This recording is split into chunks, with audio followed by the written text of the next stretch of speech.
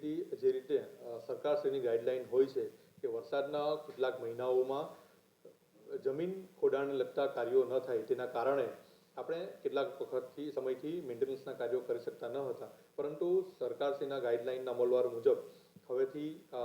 એનું જે મર્યાદા છે તે પૂર્ણ થતાં દરેક જગ્યાએ અલગ અલગ વિસ્તારમાં અલગ અલગ કાર્યોના મેન્ટેનન્સ વર્ક શરૂ થયા છે.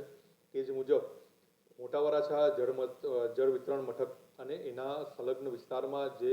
નેટવર્ક જે છે તેના મેન્ટેનન્સના કાર્યોનું હવે શરૂઆત થઈ છે. 4 તારીખે આ મેન્ટેનન્સનું કાર્ય થવાનું છે, જેના કારણે 4 તારીખે મોટા વરાછા ગામતળ વિસ્તાર, ઉત્તરાયણ વિસ્તાર અને તેની આજુબાજુના વિસ્તારમાં પાણી કાપ રહેશે. 5 તારીખે આ વિસ્તારમાં ઓછા પ્રેશરથી પાણી મળવાની સંભાવના રહેતી છે, જેથી આપના માધ્યમથી તમામ